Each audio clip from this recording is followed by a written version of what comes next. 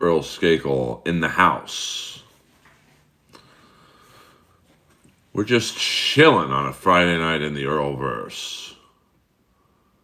So I thought I'd come in here and see what you all are up to. I couldn't do a stream last night because we had a comedy store private employee party.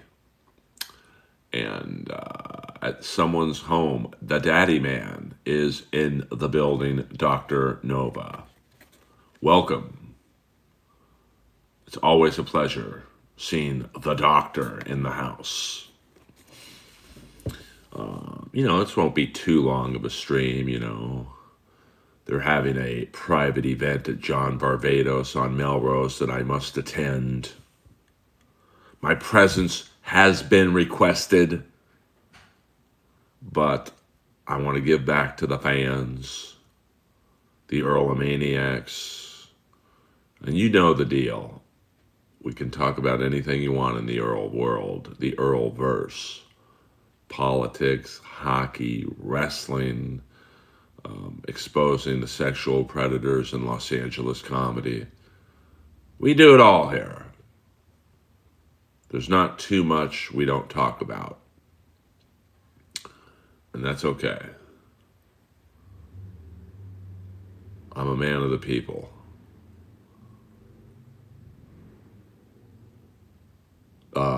I might, I don't know what I'm going to do in terms of my wardrobe at the Barbados party. Usually they close at 6 p.m. and they're staying open till 9 p.m., which are more my hours, if you know what I'm saying. What up, the lovely and talented Ari Jane?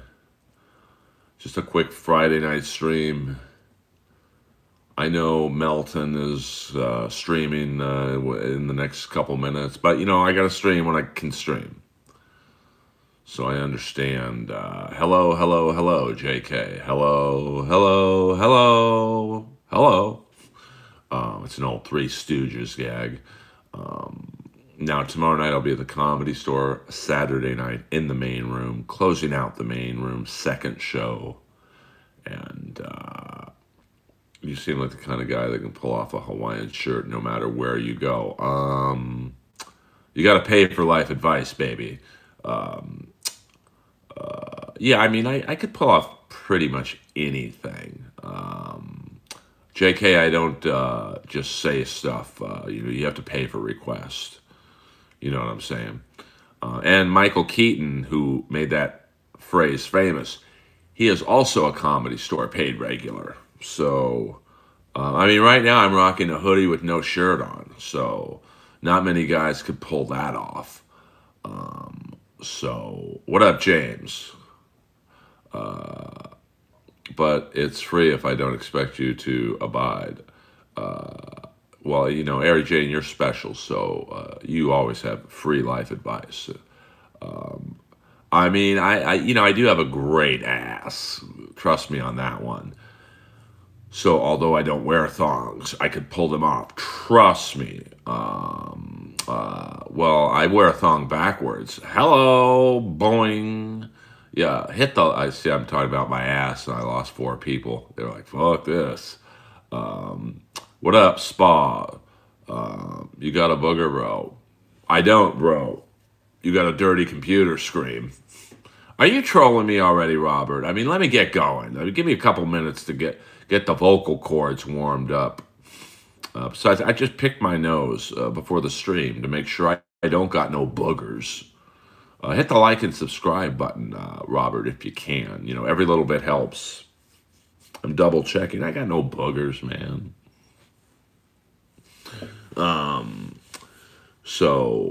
But I appreciate it. I hope you guys. JK, I just don't do invitations for free. I've got to maintain the standards of my financial obligations here. Because then if I do a free impression for you, then I can do it for everyone else, and you know what I'm saying, man. Yeah, why are you looking at my boogers? Please, let's, let's leave my nostrils out of it. I see Gary Busey's trending. I see a big thing on Twitter today was people saying Sydney Sweeney is ugly. Like, she's hot, man. I don't drink any coffee, but I do drink a lot of energy drinks. What up, Tom? Hit the like button, baby doll. Subscribe too. My subscriptions have gone up a lot, at least a lot for me. So I do appreciate the love that you have been showing me. I do appreciate that.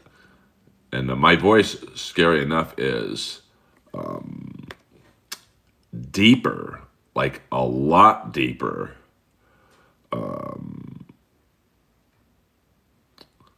In the morning. So my elliptical, dude, it was crazy. I was about 30 minutes into my elliptical ride Zoom, and I thought there was an earthquake because the elliptical started going like this, and then just the whole machine collapsed, and I had to jump on the couch. JK, I don't just say things randomly. You got to pay to play, baby doll.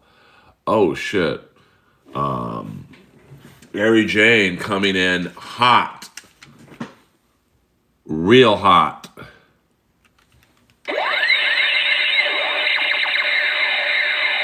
What would you do for a Klondike bar? I'll even go deeper for Mary Jane. What would you do for a Klondike bar? I mean, it was just like the whole thing collapsed, and I had to jump off. I do, I like to, of course, the original Super Chat ray gun was this one.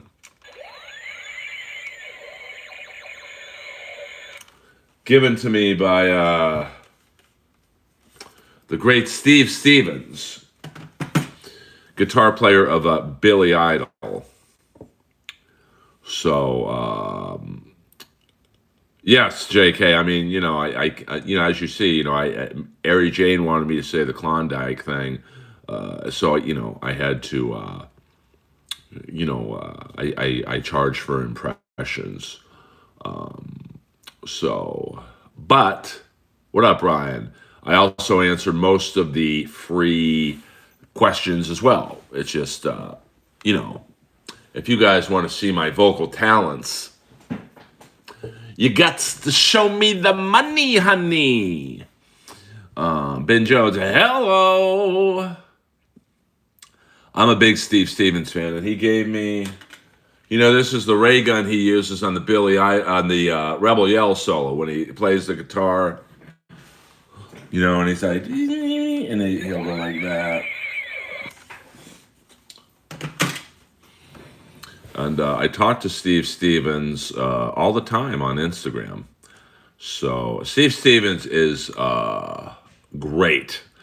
He doesn't quite get the credit he should because he kind of looks like a Jersey Shore housewife. But what up, Priyanka? I'm assuming you're from India or Pakistan or something. Good morning. It's evening for me. I am in Los Angeles.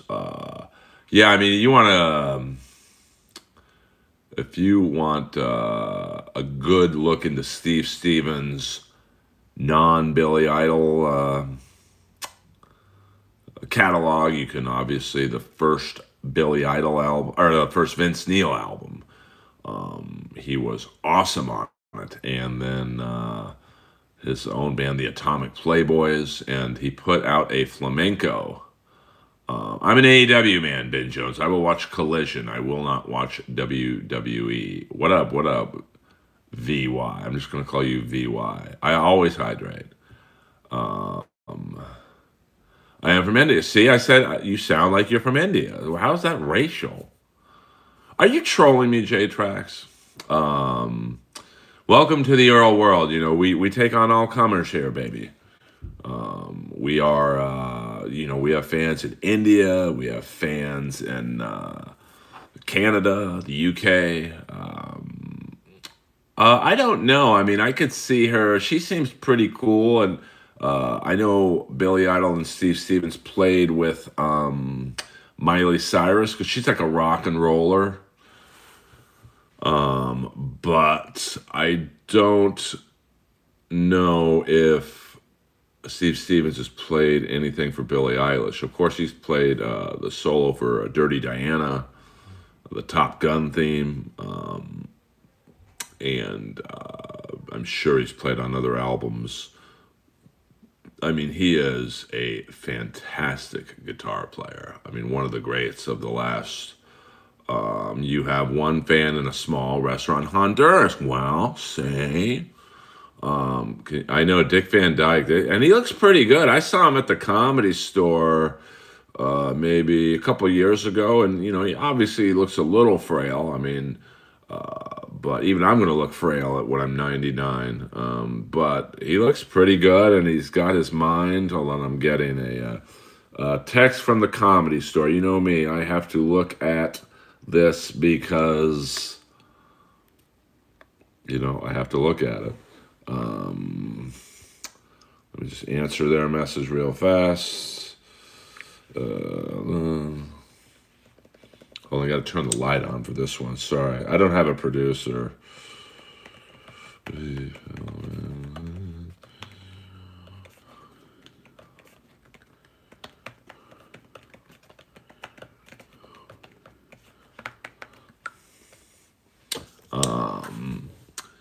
So your glasses make me question reality. Me too, brother. Me too. I mean, I think he started. I mean, he was a longtime musician in New York, and no, it's not about Jeff Lifshitz, who is in the new Hollywood Squares. I mean, that guy lives a fucking charmed life, man. I've never seen someone work so much like him. I mean, there's other comics out there. Certainly better roast comics. But, some guys are just charmed. They're just salesmen. And I know his manager. She's a real animal. It's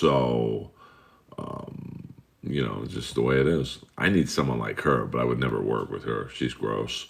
Are you the real Sting? Do you think if I was the real Sting, I'd be doing a stream for 15 people? There'd be about 1,500 people in here if I was the real Sting.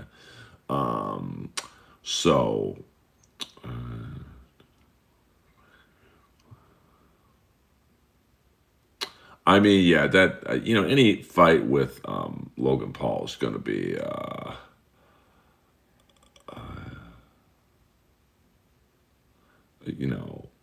it's going to be questionable. Like it's either a scam, like he's fucking fighting Ben Askren, who's known as a wrestler. So basically the rules were, hey, Ben Askren, you can't wrestle, but we can box. And Ben Askren's not known as a boxer.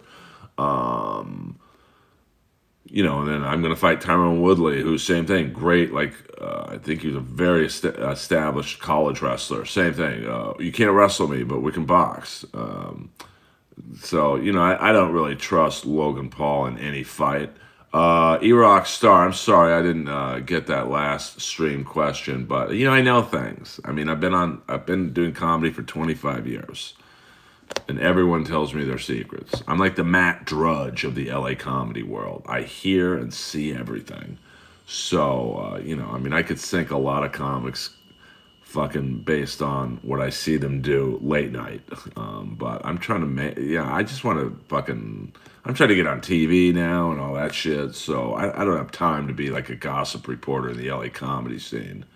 It's time to lock in and oil up. No Diddy. Tell me about it, BBL. Hit the subscribe button, BBL.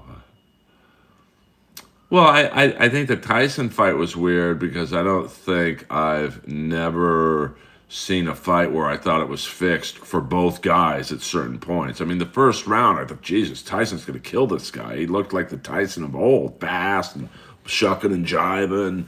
And then the second round, he slowed down a little bit, but still looked good. And then from rounds 3 to 8, Logan Paul looked like, Mike Tyson against Michael Spinks. It was like, oh man, what? I mean, how could you go from the second to the third round and just drop off? But no, I really like.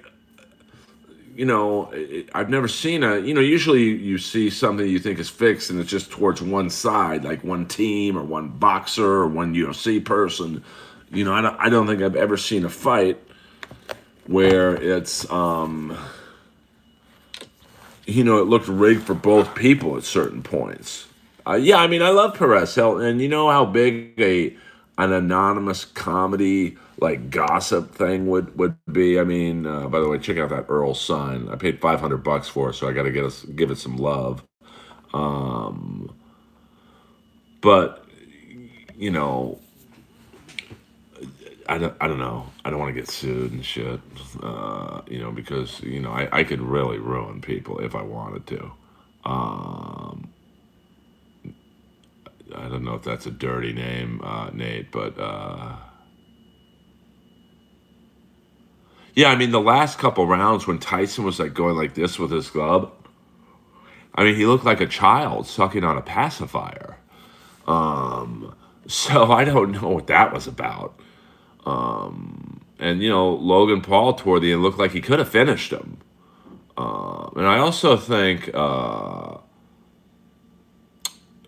Tyson was doing this weird thing in the middle rounds of like shadow boxing, but he was like 5 feet away from Paul. So there was no danger of Paul hitting him, but there's no danger of Tyson hitting Paul. It was just like choreographed boxing, like mimes. So I don't know that, to be honest with you, Colt. I mean, I'm so busy trying to get, a special made and, get on late night TV that I don't have time to think, to be honest with you, Tim Dillon's gay or not.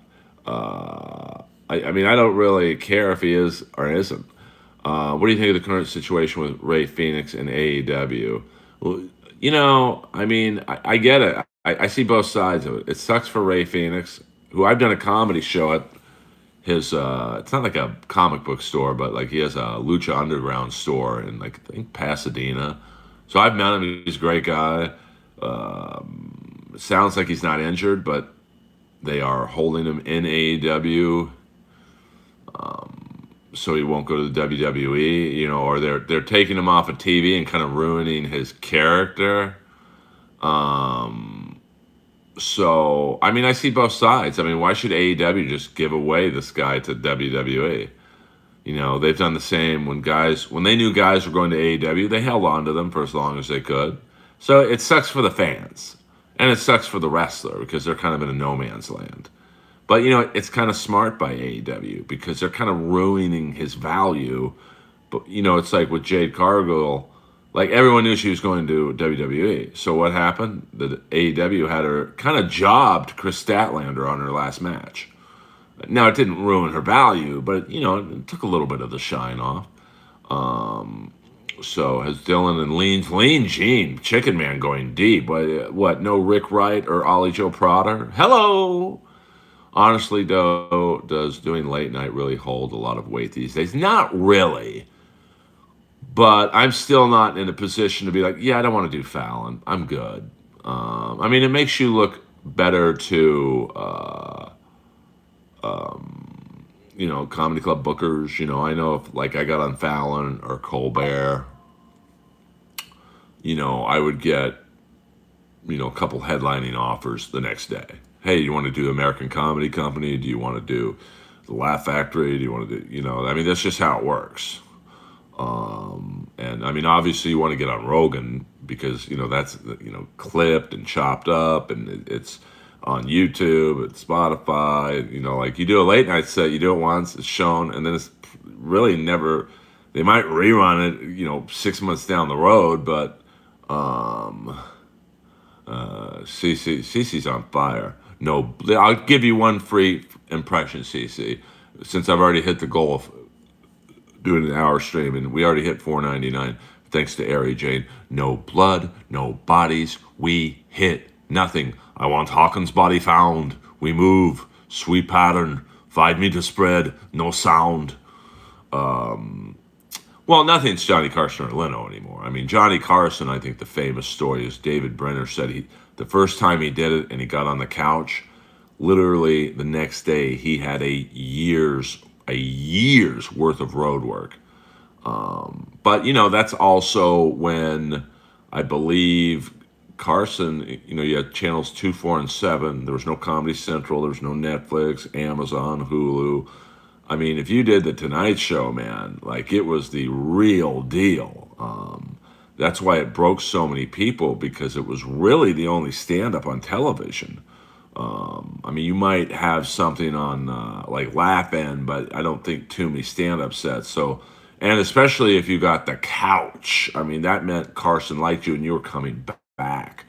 I mean, Stephen Wright popped from there, Louis Anderson, Seinfeld, Gary Shandling. I mean, so many comics popped because it was like if you did it back then, like, I did a show recently with someone who I think they were on Fallon, and literally the next night they were at an open mic. So it doesn't mean what it used to, but I'm certainly not in a position to be like, yeah, I don't want to do it. I mean, I don't think so, Cooper. Yes, it is a Sting mask.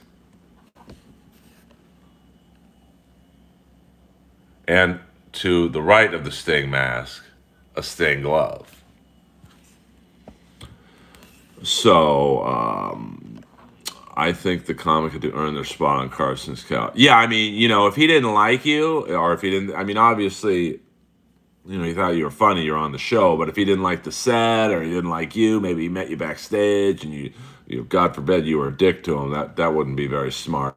But like, you would just do your set and they'd go to commercial. But if you got the couch and you got to play with the first guest, like a Burt Reynolds or I don't know, Glenn Campbell or whatever, like you were in. I mean, you had a year's worth of road work and probably several, movie and TV gigs lined up. Maybe like a guest spot on What's Happening or whatever. The Jeffersons, All in the Family. I mean, so it was like now. I mean, look at it's not stand up, but when I did Roast Battle, I was on Comedy Central, I think 5 nights and 6 days. So the number one at the time comedy network in America and probably Canada as well. Although I think it's not called Comedy Central in Canada. It's like the Comedy Network. 5 nights and 6 days. Now, granted, it was Roast Battle. I wasn't doing stand-up. Did nothing for me. I mean, literally nothing. And I was like, not the star, because Roast Battle doesn't make any stars, but like, I was like the best part of season 1 because of my entrances and like who I was beating, Jimmy Carr, Tom Ballard, K. Trevor Wilson, Jesse Joyce. Like I was beating the best of the best. It literally I didn't take one meeting, not one. So that shows you, yeah, and the same thing with if you got on Letterman. Yeah, I could have been like the diner guy, but I was only like 10 years old. So, I mean, Letterman was great too. I mean, my friend, but nothing was a guarantee. I think one of the most popular comics on Letterman was a San Francisco-based comic named Larry Bubbles Brown. I mean, look him up. He's fucking amazing. But he just liked being a big fish in a medium-sized pond in the Northern California scene. He should have moved to L.A. I mean, Letterman loved him. Like, he was on Letterman a lot. And, he's just content opening up for guys like Rob Schneider and stuff. And that's how we met, through Rob. And I was like, damn. Like, I had a good set one night. I was the host, and Bubbles was the feature. And I looked at him going, I don't know who this guy is. Follow that, Larry. And he fucking killed, man.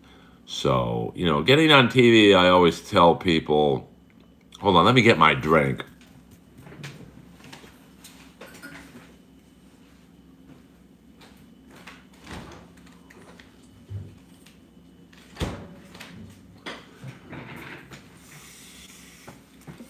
Speaking of Jake Paul, but getting on TV is what you make of it. So, it's like there's some comics, getting on Rogan is what you make of it. I mean, there's some comics who've gone on Rogan. Wasn't a great interview because of them, not Joe. And they got maybe a couple hundred followers from it. And then there's comics like Ali McCoskey who went on Rogan. She crushed it and got like literally, I think, 100,000 followers from it. And that's the same thing with late night TV. Like my friend Laura Peak was just on, I think, Fallon. And my friend Saul Trujillo was on Colbert this week, and they killed it. So they're going to get some work out of that. And then you build it with another appearance, like maybe you get on After Midnight then, and then you do a Gutfeld. I mean, nowadays you have to string together like a nice run of 2 to 3 TV appearances, which is what I'm looking to do. So, that's how it works nowadays. Where back then, one TV appearance could kill it.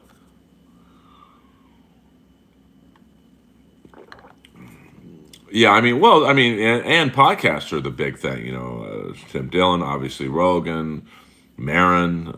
Marin's had some lesser known comics on lately, but so I'm a little surprised he hasn't asked me because he's always nice to me. And I remember one time he watched my main room set, and I was killing. It was a rare occasion where I was just locked in, and nothing. So it's just the way it is. The Jews Tonight Show. Right, I'll take that. That was a wild time when Carson was retiring. I think definitely, there was that.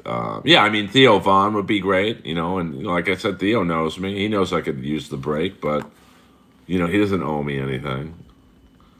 That's something that's like a little bit of luck, where the fans tweet at Theo, hey, you got to have Earl on, and then, that, like, Theo, I didn't even know if Theo sees his tweets or his Instagram stories or whatever, and then, that's, sometimes it works like that. Bad Friends is another one. I know I was on I'm Dying Up Here with Santino. Well, you don't tell people to put you on. They ask. Most people, especially one of Theo's stature now, or Rogan, or Bad Friends, you don't ask to go on, because if they want you on, they put you on. That's just how it is. I would love to go on any of those. Put together a few TV appearances plus a popular podcast. Then I could hit the road. Jessie Jetski has done well after. Yeah, she's done great, and she's like the perfect example. Shit, even Doc Willis killed it. He got road work, and he, had never done the road in his life. I see. I don't. I'm not held hostage on likes and subscribes. If you like what I'm doing, hit like and subscribe. If you don't, just listen and I don't know. Don't hit like and subscribe. That's 100%. That's the wheels are in place right now.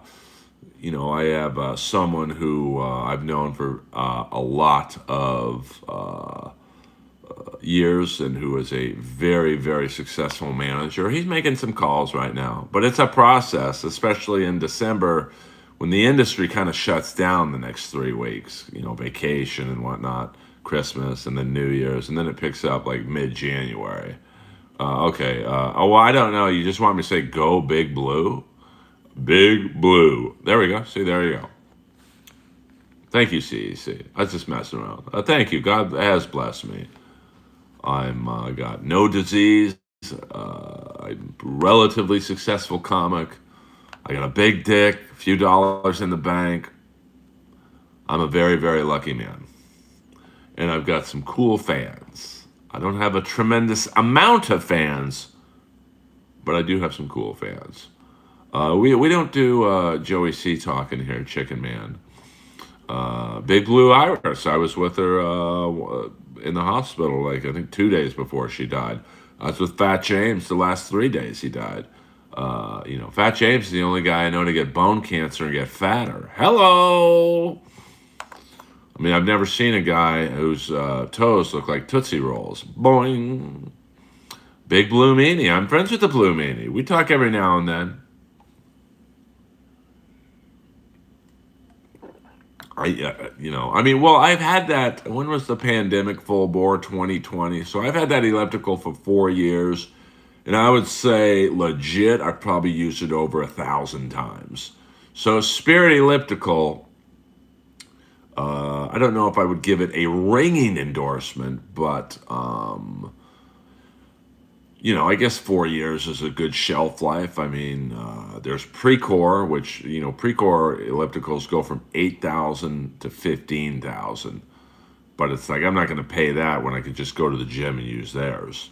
Now the Gold's Gym is opening up in the Beverly Center. That's going to be fun because one, it's 24 hours, and after the first week, it's going to be a fucking bathhouse. So I'm gonna hit it hard that first week. Also, the pool at John Reed is opening noon January 1st. So I'm going to hit that pool from 12 to 12:05 January 1st, and then I'm never going in that pool again. Oh, the shenanigans are going to, there's no chlorine in the world strong enough to kill those germs. Hello, Cynthia Shelby in the house. I got your back too, Spa. Trust me on that one. So we do about another half hour in the Earl world, it's a light stream, we're just chilling in here.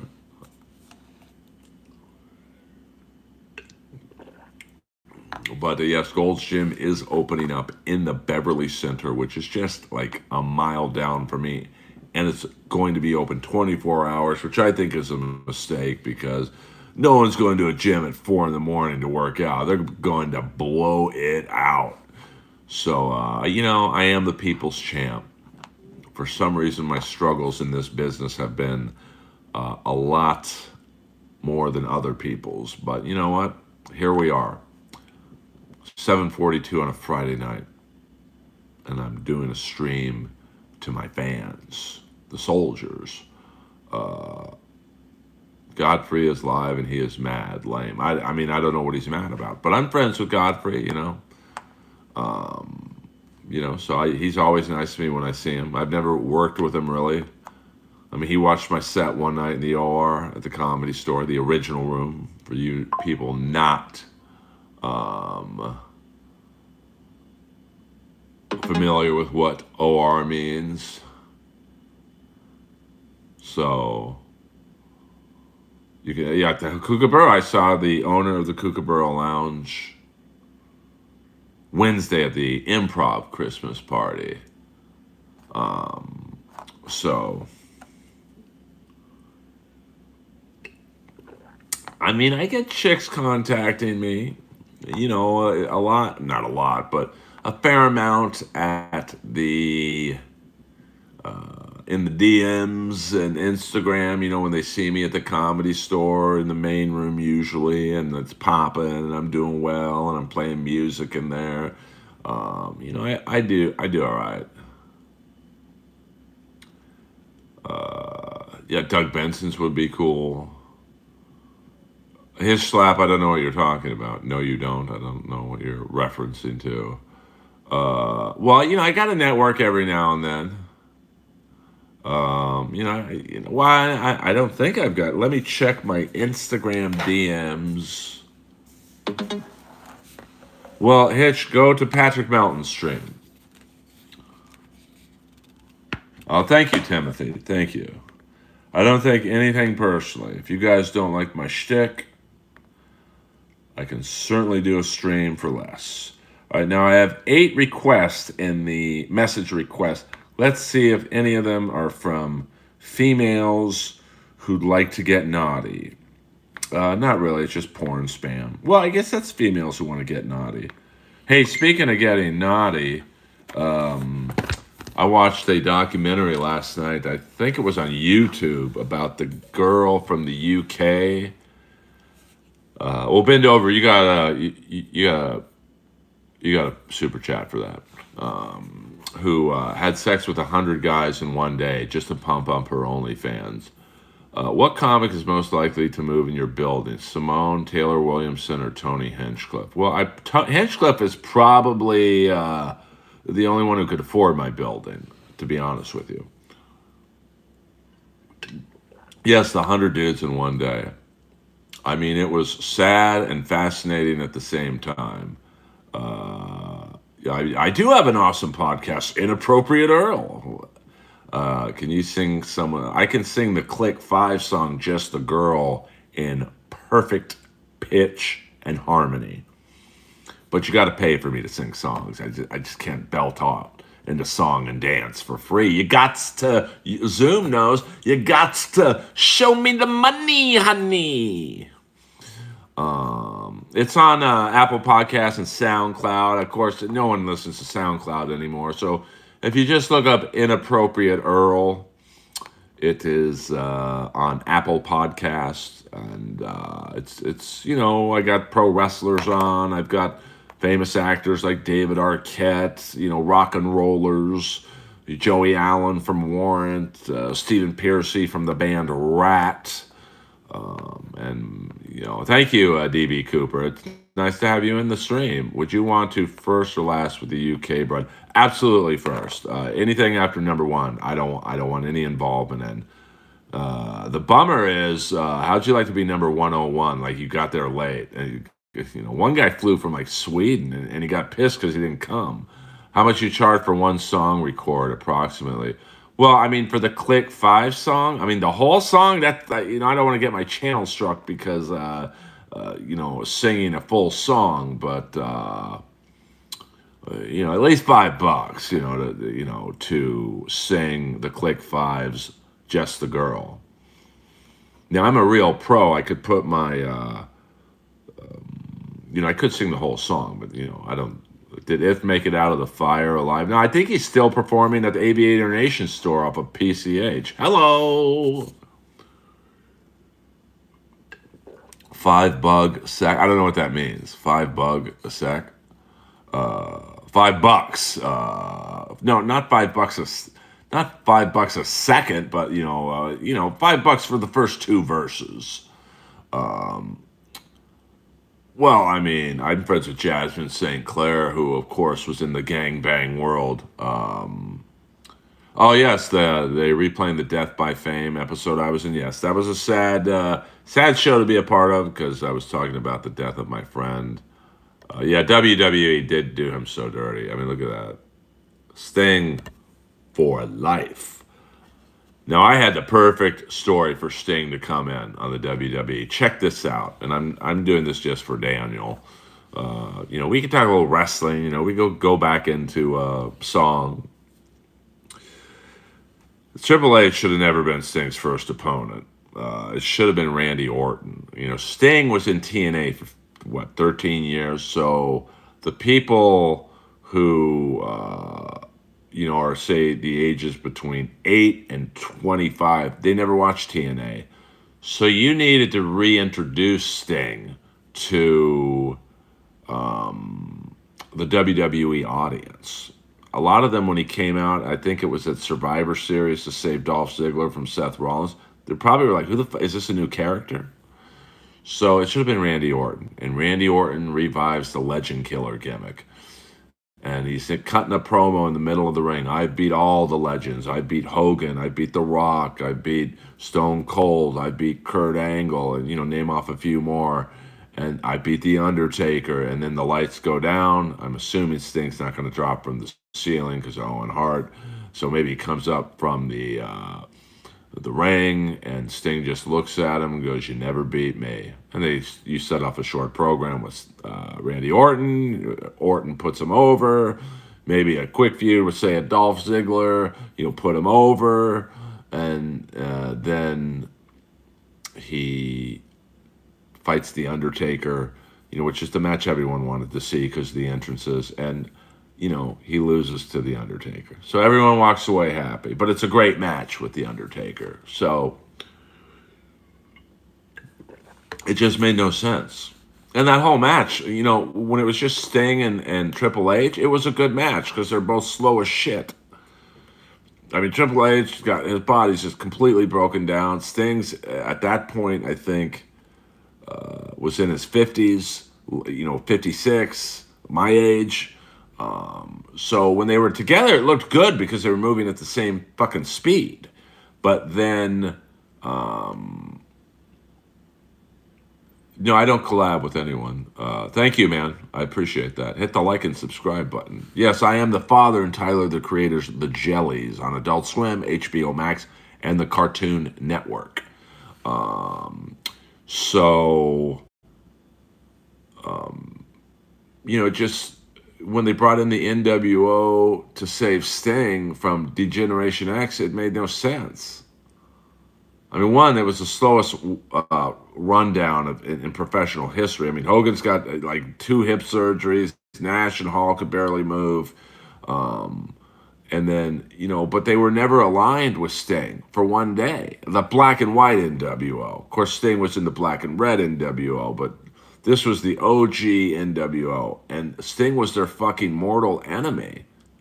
And now they're friends? And you just had Kevin Nash induct Shawn Michaels in the Hall of Fame 2 nights ago.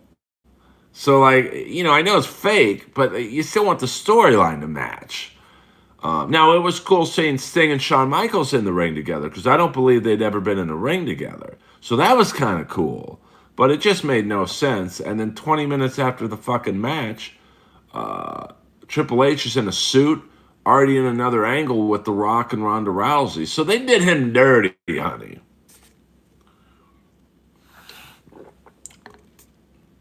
No, it was horrible, man. Go back and watch that Chicken Man when Hogan, Hall, and Nash are running out to save Sting from the beatdown with Degeneration X.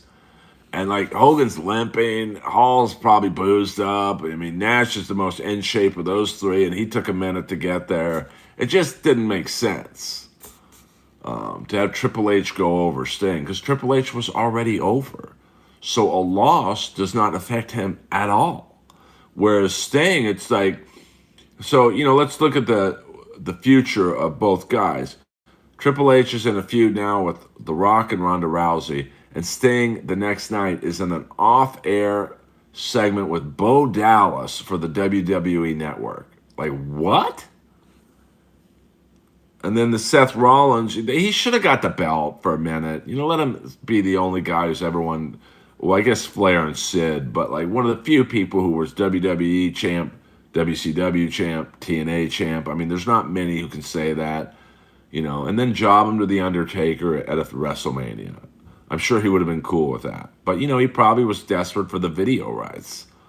I'm sure Vince McMahon was like, you want the video rights, bro? You want the likenesses to the trademarks we probably bought from under you? You're going to job to Triple H and learn to love it. I don't know what that is, Grasshopper. Everyone's still alive. I mean, wrestling's not the same. Oh, 100%. I mean, there's that too, Daniel. I mean, that was absolutely, you never wanted to come to WWE? Well, Sting. Yeah, I mean, wrestling's a soap opera for dudes. That's what it's always been. But I get people who think it's too hokey. I mean, I absolutely get why people don't like it. I mean, I still watch it. It's funny, the characters, like in AEW, they have a New Japan legend in there, Kazuchika Okada. He's so funny, man. They've really built his character up to be a comic heel, and he's funny. Listen, my job is very stressful. People probably don't guess that, but, excuse me. But, it's incredibly, tomorrow night I'm going up in front of 400 people.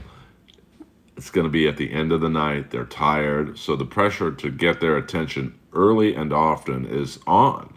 So when I watch wrestling tonight after this stream, after I go to the Barbados party, I just want to relax and be suspended in disbelief. Who knows what Diddy did? Sting should have wrestled Angel from XPW. Angel, the hardcore homo. I love Angel. Yeah, I mean, and I'm following 7, 8 famous comics, so yeah, I mean, there's some definite matches. I would have loved, Sting and The Undertaker, maybe 2010 or earlier. There's a lot of great matches with Sting and The Rock, Sting and John Cena, Sting and, well, I mean, I'm sure they've Sting and Kurt Angle wrestled in TNA, but who the hell saw that? So I think that it's just unfortunate, that Sting and Steve Austin, that would have been good. I mean, Sting's in great shape for 61, but like, Sting from like 40 to 46 could still go. Yeah, I don't know what's going on with those drones. It's Yeah, I mean, thank you very much for hitting the like button, guys. Hit the subscribe button too. That also helps. The subscribe button is a key to getting me higher up in the recommend. The thing for a guy like me on YouTube is getting in the recommended video. Like when you go on to watch, I don't know, whatever videos you guys watch, a music video or a political, Fox News thing. And then you look to that column to, I guess it would be to the right of the video, stage right, I guess left if you're turned around. Hey, recommended video, Earl Skakel Live. Bingo. I don't know about. Are you trolling The Rock in my stream, little? I don't want to. I mean, Punk. Like, I know a few people who have not said the nicest things about him backstage, and it's a lot of people, and a lot of these people are very cool. And they are not shit talkers. So, especially one who's like the nicest guy I know in my human existence. And if he says you're a dick, you a dick, brother.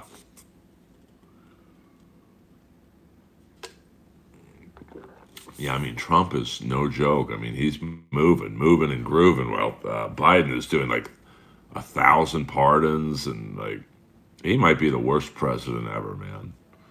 And that's saying something because we've had some shit ones, but now he's just like burning bridges. He don't care. That's a weird. How is not Kevin? How is Patrick Warburton teaching a comedy class? He doesn't even do stand up. That's like me teaching an acting class.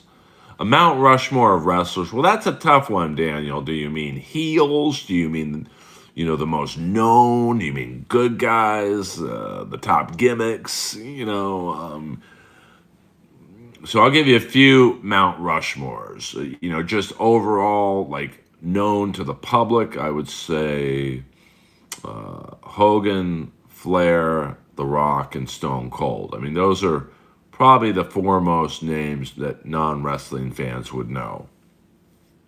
I'm not even putting Sting in there. And then, the top heels, Rick Rude, I think Hollywood Hogan. I mean, I don't know if Stone Cold was considered a heel. He was kind of like Rick Rude, like the fans actually cheered for him, but I'll say Stone Cold and Sid. I loved Sid as a heel. Yeah, I mean, there's absolutely Piper. Piper should be in there. Maybe Piper instead of Stone Cold. And then the top baby faces. Hulk Hogan, the OG Hulk Hogan, Sting. In WCW, and another heel. I'm remiss to not put him in the heel top, but I think it's for a certain age demographic. Is Nikita Koloff? I mean, as a heel, he was the fucking best. Dusty Rhodes is a baby face. I mean, yeah. I mean, there's so many good heels. I mean, Mount Rushmore, I can only name 4. So, and wrestling is like comedy. It's very subjective. Mr. Perfect was great. Vince is an ultimate heel in real life, and Pat Patterson, he's gross.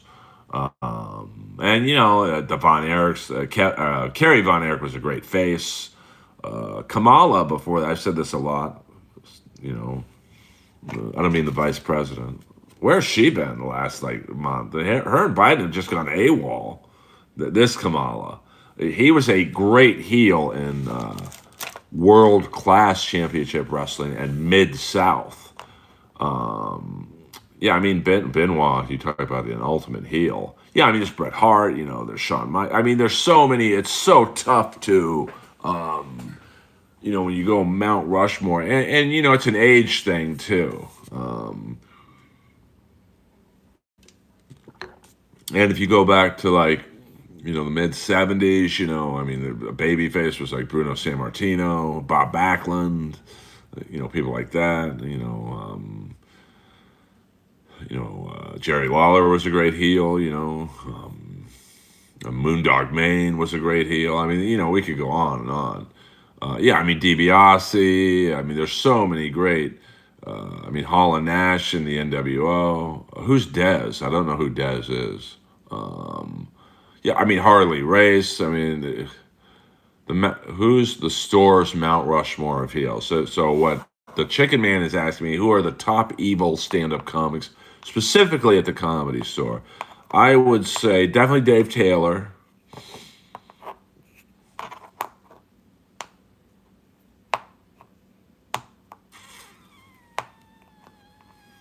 I would say Leslie Jones, just because she runs the light.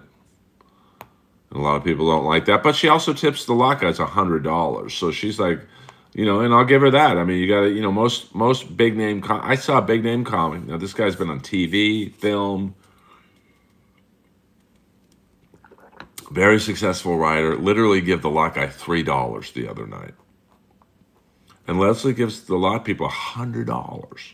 So you got to give her credit for that. Well, I don't really count Mencia as a store guy, but I would say Hinchcliffe. He's not very well liked behind the scenes, and John Campanelli. That's a real deep cut. People hate that guy, but he's not a paid regular. But like, if you're talking just paid regulars,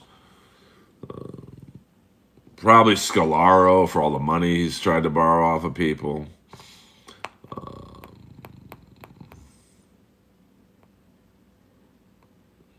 I'm trying to think. I mean, there's not a lot of bad guys up there. You know, Playboy can't just dropped. I don't know. Who taught you guys English? I wonder who this guy voted for. I'll tell you who I voted for. Nobody. Yeah, Tommy's absolutely a top heel. Is this the Earlverse? Yes, this is the Earlverse. Well, I mean, Brian Sclaro's, he stopped asking me for money. Because I was like, bro, you're never going to pay me back. So I'll have a heart attack if you don't do that. Because I will go after you and stay after you until I get my money, honey. I mean, I am Jewish to the bone, brother.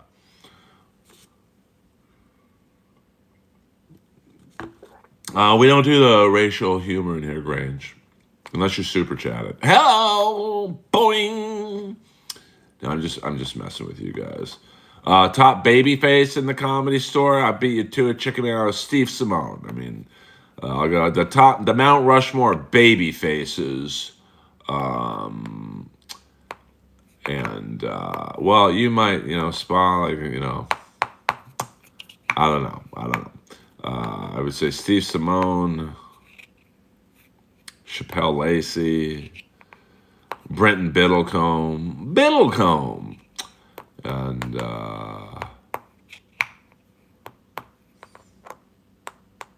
we're just going paid regulars.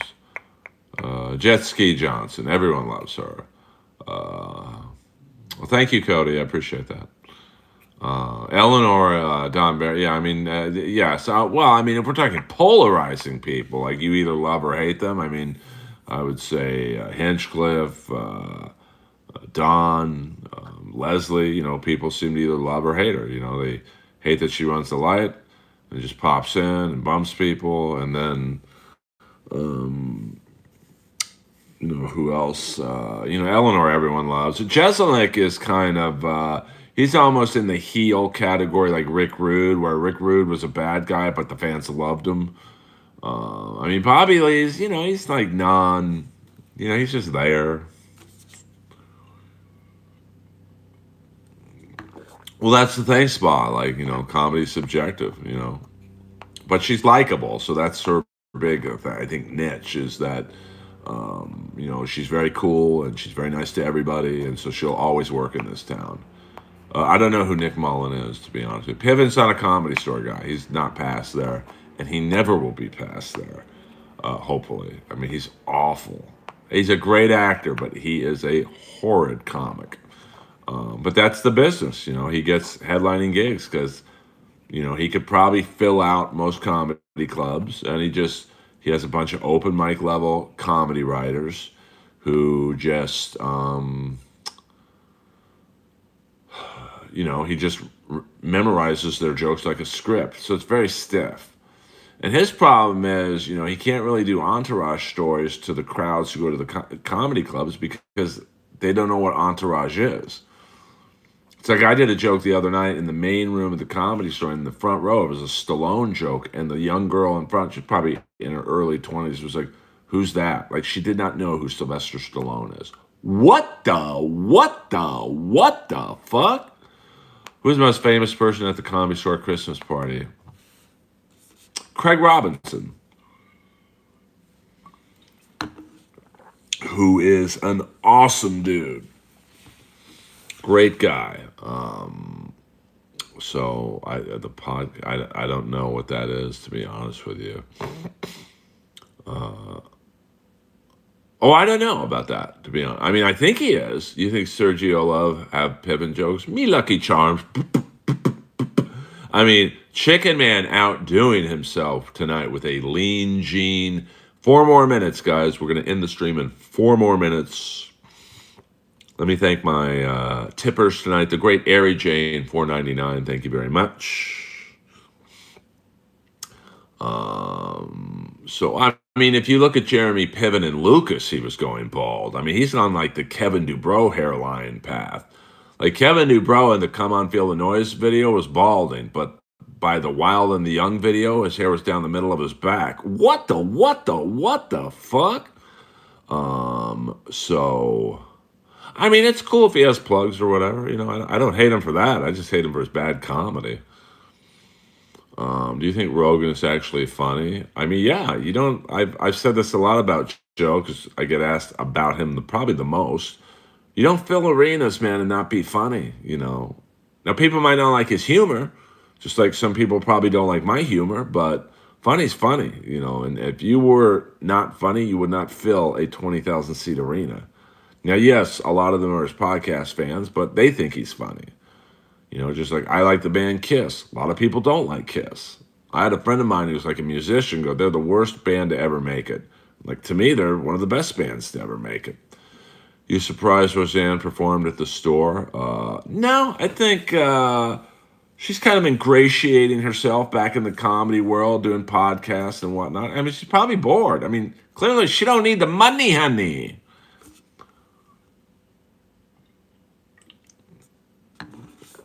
I mean, I can't speak to that, Grange. I don't really listen to his podcast, so, but it's like people don't think Bert's funny. Like Bert plays arenas. That not going to happen to an unfunny person. 100% right. I'll agree with you on that. Well, I mean, but you got to understand. I could understand why he's a maniac because he's got hundreds, thousands of comics fleeing there, and they all kiss his ass. I mean, think about that. If that were happening to you or me, I sit there, I'd be pretty cool. But it's unbelievable that the amount of cucking people do to him, and it's just. I've never watched one of Rogan's specials. The last thing I watched, or last bit of comedy I listened to of Joe was maybe 15 years ago. I bought a CD, one of his specials. It was a pink album cover, like pink and black. It had like a Twisted Sister like style color scheme, and he was killing. So that's really the last time I didn't watch his Netflix special. Like you guys know, I don't watch. 1 more minute, guys. 1 more minute. Oh,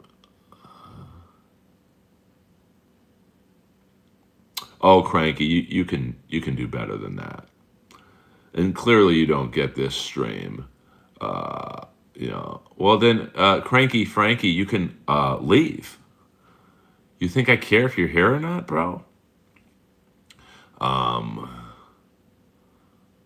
Oh, I mean, I don't watch specials because I don't want to steal ideas. or I mean, we're the same age, so the fans that I want are his type of fans. So I don't want to like have his ideas in my head or hear a joke he did and go, oh, I can't do that topic because Joe did it. So yes, check out the Inappropriate Earl podcast. Hit the like and subscribe button if you have not done so already. And let me see. I'll be at the Comedy Store tomorrow night, 12:15 in the main room. If you'd like to come, please just let me know. Besides Old School, Roast Battle, and Joey Diaz, have you seen anyone make the store shake? Not in this era. Nobody levels a room like Joey Diaz. I mean, I've had sets where I could say I killed, but I wasn't shaking the room. Like Joey, I had to follow him one night too, and that was tough. And then, Old School Roast Battle, like really before Jeff came, I would say, man, some nights the room was rocking because we were all just a bunch of desperate comics. No one was thinking about this show getting on television. So it was just blood sport, and it was just the Wild West, the language, the racist and homophobic and just completely over the line jokes we did was unbelievable. And it was just, you're still here, Cranky Frankie. Like, leave, bro. I don't care if you're here or not. I don't like rap music, so I don't listen to a rap radio station. Like, I don't understand about these trolls that they sit there and say, this sucks, you look like this. Then, Melton's streaming. Go on Melton's NLO stream right now. Well, thank you, John Ray. Oh, come on now, Grange. We don't talk about that in here. Are you trolling me, Grange? I'm gonna have you deported. Well,